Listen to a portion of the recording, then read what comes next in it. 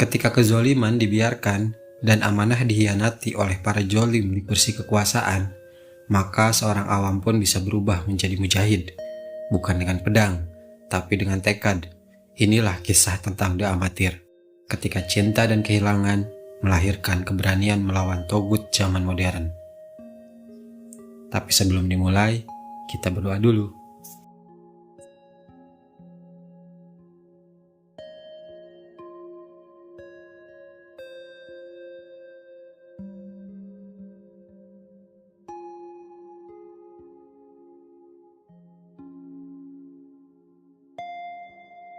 Di awal cerita, kita diperkenalkan dengan Charles Heller. Pria ini adalah seorang ahli kriptografi. Charlie adalah pria yang jauh dari kekerasan. Ia hidup dalam dunia kode, enkripsi, dan algoritma di sebuah ruang kecil di kantor lembaga intelijen negara Amerika. Dengan IQ 170 dalam kepalanya, Charlie terbiasa menyelami struktur bahasa, menyusun makna dalam serpihan sandi, dan tentu bukan dalam peluru, kekerasan apalagi ledakan. Di rumah hidupnya tenang dan indah bersama Sarah, seorang istri yang penuh kelembutan. Kehidupannya lurus dan bermakna. Mereka punya mimpi sederhana, yaitu memperbaiki sebuah pesawat Cessna tua yang dibeli dengan tabungan bertahun-tahun. Namun tak lama, kedamaian itu hancur ketika Sarah melakukan perjalanan bisnis ke London. Sebuah serangan teroris terjadi di kota itu.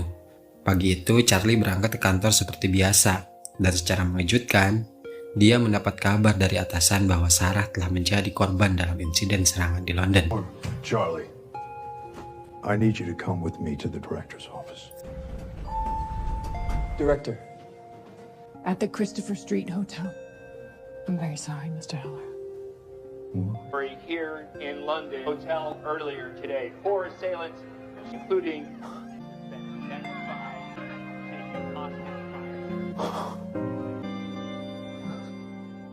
Hari itu Charlie langsung pulang dan tak pernah tahu bagaimana caranya untuk sejenak tenang. Di rumah ia melihat berita bahwa pihak CIA bergerak cepat. Mereka menyatakan insiden itu sebagai kolateral atau bencana yang terjadi dan tak bisa dihindari. Tak ada penyelidikan mendalam, tak ada nama-nama yang diungkap, dan tentu saja tak ada balas dendam. Tapi Charlie enggan tinggal diam. Dia mencari jalan dengan keahliannya untuk mengungkap siapa pelakunya dan menemukan sesuatu yang tak sesuai. Dalam sistem sandi internal negara yang ia kelola, ia mulai mengidentifikasi pola komunikasi yang seharusnya tak ada. File yang mengarah pada operasi drone, rahasia di Timur Tengah, dan satu kode lokasi yang sejalan dengan keberadaan kelompok yang mengklaim serangan di London. Disitulah kecurigaan lahir. Dia menduga bahwa CIA sebenarnya tahu siapa pelakunya, tapi memilih bungkam. Charlie mencoba menunjukkan temuannya ke atasannya, tapi tanggapan yang ia terima cukup mengecewakan, bahkan mencurigakan. Kepala Deputi Direktur CIA yang bernama Moore dan analisis senior bernama KB menyatakan, tidak cukup bukti jika mendeklarasikan nama pelaku hanya dengan sebuah nama yang didapat dari hasil kriptografi. Mereka menyuruh Charlie kembali ke tugasnya, mengubur Duke dan biarkan para petinggi yang menanganinya. CCTVs and the audio to give us a 360. This is Horst Schiller, former Armenian IO. Thank you. But everything, security of this... Charlie tidak diam. Ia menggali lebih dalam, menyusup ke sistem yang bahkan tak seharusnya diakses. Dan di sana dia menemukan sesuatu yang lebih gelap. Ada proyek rahasia dalam CIA yang menuju pada pengiriman peluru dan sistem pembunuhan otomatis, yang diprogram untuk menyasar sasaran berdasarkan data digital yang seringkali salah. Beberapa operasi tersebut diketahui menyebabkan kematian warga sipil. Hal itu termasuk yang berkaitan dengan jaringan atau para pelaku di London, yang juga merenggut nyawa istrinya. Lebih mencengangkannya lagi, Charlie menemukan bahwa peluru yang digunakan dalam serangan itu berasal dari inventaris senjata Amerika yang dijual ke praksi teroris sebagai bagian dari operasi kotor yang melibatkan orang dalam CIA. Charlie pun kembali membawa semua temuannya kepada Moore dan Callum karena dia tahu persis apa yang disembunyikan atasannya. Di sana, Charlie menunjukkan semua data pelaku dan berharap atasannya menindaklanjuti keadilan yang seharusnya. Tapi lagi-lagi atasan menolak menindaklanjuti. Moore dengan tenang menyarankan Charlie untuk menjaga akal sehatnya. KB memperingatkan agar dia tak main hakim sendiri dan jelas ini bukan wewenang Charlie. Disinilah Charlie mengambil langkah yang cukup berani. Charlie yang mengetahui bahwa pimpinan yang juga terlibat dalam persediaan senjata dan mengetahui bahwa sudah pasti CIA tak akan ikut campur, akhirnya Charlie pun meminta beberapa hal yang harus dituruti. Dia berencana akan melakukan balas dendam dengan kemampuannya. Charlie hanya minta akses ke pelatihan khusus intelijen negara, meminta 5 paspor dan data diri yang berbeda untuk mendukung misinya. Jika pimpinan tak menuruti, Charlie memberi ancaman pada Moore dan Caleb bahwa dia secara diam-diam telah menyalin semua data sistem dan data itu bisa terposting otomatis ke media jika terjadi sesuatu dengan Charlie. Ia punya cukup bukti untuk memenjarakan siapapun yang mengalami rencananya. Karena pimpinan CIA tak punya pilihan, mereka mengirim Charlie ke pelatihan khusus. Di sana dia dilatih oleh Kolonel Robert Hendo, seorang veteran perang yang sudah tak bisa diragukan lagi kemampuan dan kesetiaannya. Latihan berlangsung keras. Charlie belajar membuat bom improvisasi, menembak dalam tekanan, membaca situasi dalam ruang gelap, dan melatih kemampuan bertahan di setiap keadaan. Tapi nampak, trauma kehilangan Sarah membuatnya kerap kehilangan fokus. Setiap kali menodongkan pistol ke arah sasaran, bayangan wajah Sarah muncul. Hingga waktu berjalan dan tak terasa 2 bulan berlalu. Pelatih yang bernama Hendo menyimpulkan bahwa Charlie adalah pemikir, bukan pembunuh. Ia punya otak, tapi tak punya insting kepuasan. So, how do you plan to take them all out? That's why I need you to teach me. I'll teach you. Take it. Oh, come Come on. on, take it! Aye, now! Put your finger on the trigger. Look at me. Come on, Charlie. You're just not a killer, Charlie. People have certain gifts. I can't make you into something that you're not. Di saat yang bersamaan, kita diperlihatkan bahwa ternyata pimpinan setuju mengirim Charlie ke pelatihan khusus agar pimpinan dan timnya bisa mencari semua data yang tersimpan oleh Charlie. CIA menggeledah ruangan kerja, bahkan sampai menggeledah rumah Charlie. Di sisi lain, Charlie terus melakukan pelatihan dan mencetak beberapa paspor dan data diri sesuai permintaannya. Hingga tak lama kemudian, CIA yang terus mencari-cari data yang disembunyikan Charlie, mereka pun tak menemukan apapun. Akhirnya, pimpinan dan timnya berkesimpulan bahwa sebenarnya Charlie hanya menggertak agar dia mendapatkan pelatihan khusus. Pimpinan pun langsung menelepon Hendo dan memberi perintah untuk mengakhiri si Charlie. Yeah. Okay. Namun hebatnya, di sini si Charlie sudah beberapa langkah di depan mereka. Ia menyadari rencana pimpinan untuk menyingkirkannya. Karena tentu Charlie tak bodoh, dia selalu menyadap pimpinannya sehingga dia tahu apa yang akan dilakukan oleh pimpinannya. Charlie pun menyusup keluar menggunakan identitas palsu yang sudah ia siapkan sebelumnya. He's gone? He's got a bag full of passports. Maybe y'all misjudged this individual?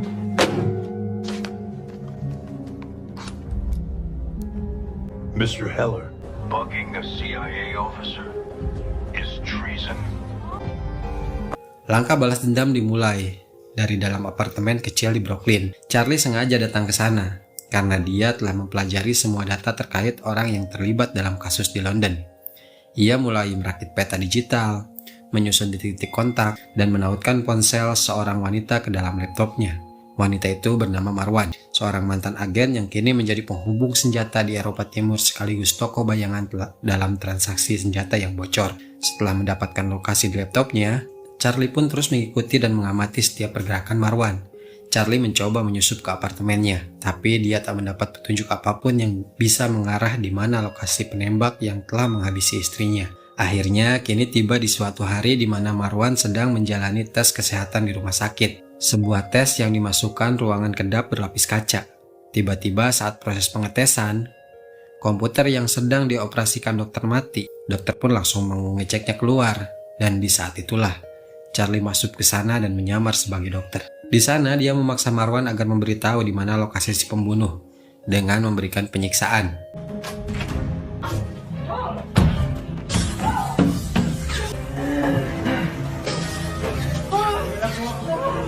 Tell me where Horst Schiller is and I'll let you out.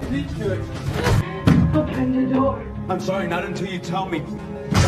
Tell me where he is. Let us go, man!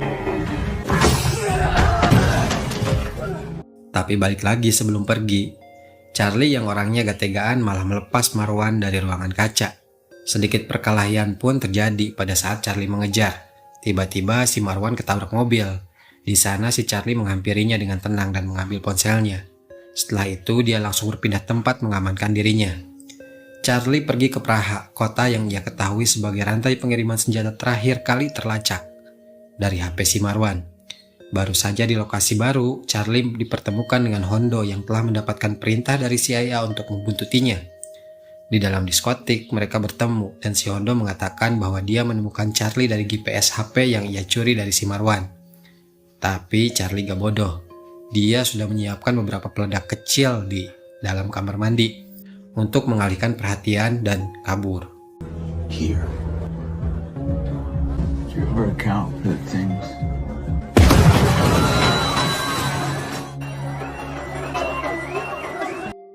Mengetahui semuanya mungkin tak aman, Charlie pun bergerak diam-diam. Ia menyuap satu mantan intel lokal untuk membantunya dalam misi.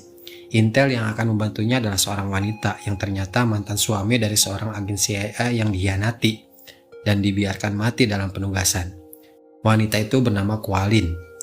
Pada malam harinya, Charlie dan Kualin langsung mencari data di mana keberadaan para sindikat yang ia buru menggunakan data yang ada di dalam HP Marwan. Mereka meretas seluruh kamera di kota dan mendapati seorang pria bernama Blake yang juga terhubung dalam insiden London, sedang berada di hotel. Karena mengetahui, hampir di setiap malam Blake berada di hotel itu dan berenang di sebuah kolam kaca yang tergantung di atas. Charlie merencanakan sebuah hal cerdas. Dia meretas data dan insinyur pembangunan gedung dan mempelajari susunan kolam renang kaca. 420 centimeters in total, made 150 tons of water. Setelah itu dia menghitung semua dengan rumus dan mempersiapkan sebuah alat detonator yang berfungsi untuk menekan dekompresi udara yang terperangkap di antara dua lapis kaca. Setelah semuanya siap, pada malam harinya Charlie langsung datang ke hotel dengan bantuan Kualin yang mengawasi semua CCTV dari rumah. Aksi pun dilancarkan. ¿Algún problema? Tell me where to find Horst Schiller. Who are you? This is a joke, I don't get it. This is a remote that controls a device that if I trigger it, the glass will shatter. So tell me where he is.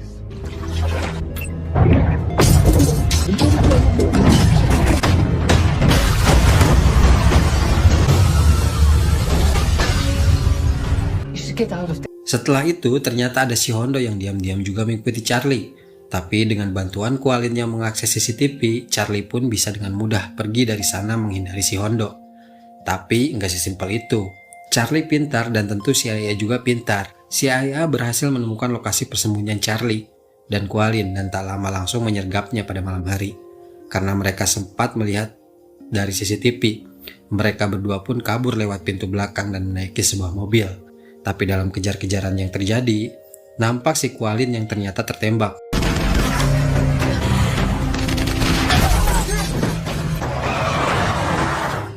You're okay.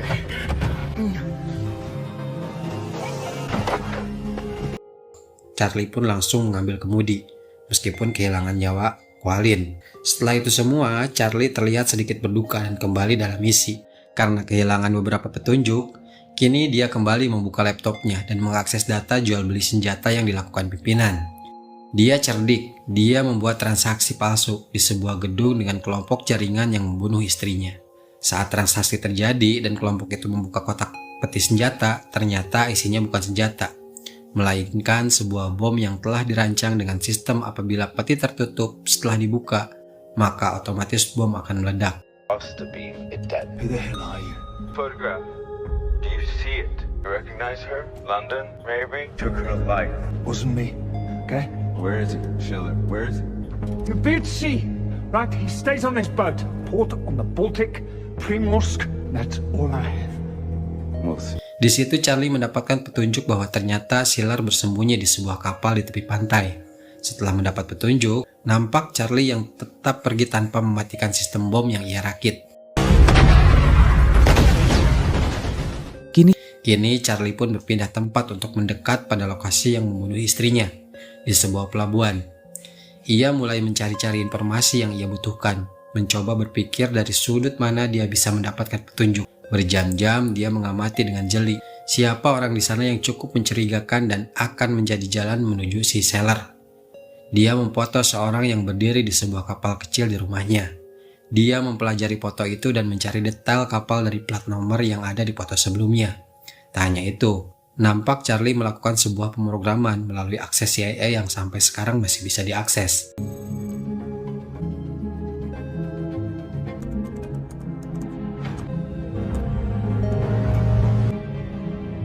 Setelahnya, Charlie kembali ke pelabuhan dan kembali mengamati. Namun tiba-tiba ada seorang yang memukulnya dari belakang hingga dia tak sadarkan diri.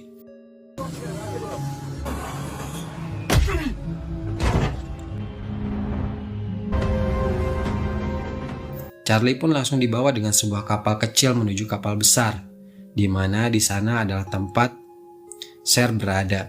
Dalam kapal itu, akhirnya mereka berdua pun bertemu dan sebuah perbincangan pun terjadi.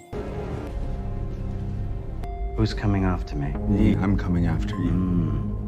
I came here to face my wife's killer. So it is just you. Charlie's revenge? Tiba-tiba di sana Schiller malah ngasih senjata ke Charlie dan menantang apakah Charlie mampu menarik pelatuk senjata. Menurut Schiller, Charlie lebih sadis daripada itu.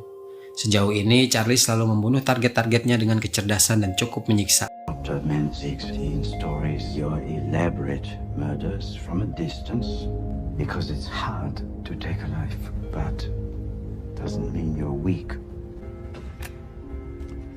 Go ahead. End it face to face.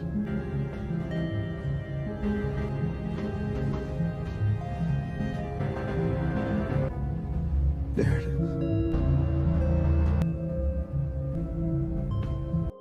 Charlie pun tak menarik pelatuknya, tapi dia melakukan hal yang lebih besar. Dia bukan hanya ingin membunuh si Sailor, tapi juga ingin menyiksa dengan caranya sendiri. Ternyata tadi pas Charlie mengakses data CIA, ia itu bertujuan untuk membajak dan menyuntikkan sistem pilot digital kepada server kapal dari jarak jauh. Sistem itu bisa dikendalikan dari jarak jauh menggunakan sistem GPS. You invited me in, and my watch, so I'm the transmitter. British Navy gave them this location.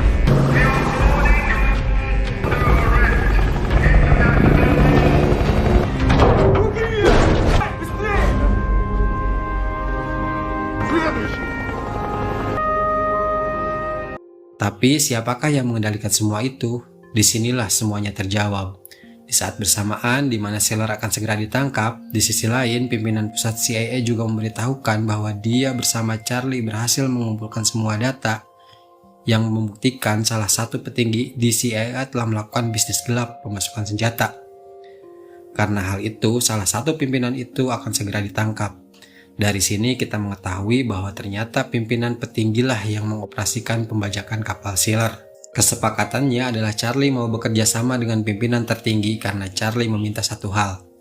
Biarkan Sailor di penjara dan berikan Charlie izin untuk mendatanginya dan melakukan apapun yang ia suka pada Sailor di dalam penjara. Akhirnya dendam terbalaskan dan semua orang yang terlibat telah tertangkap. Kini adegan menunjukkan si Charlie yang sedang mengunjungi makam istrinya. Setelah ia bertemu si Hondo yang ternyata juga terlibat di kubu Charlie dan mendukungnya secara diam-diam. Thank you. See you around, Charlie. Dengan keberhasilan sebuah pembalasan dendam yang lahir dari kecerdasan. Dan film pun selesai.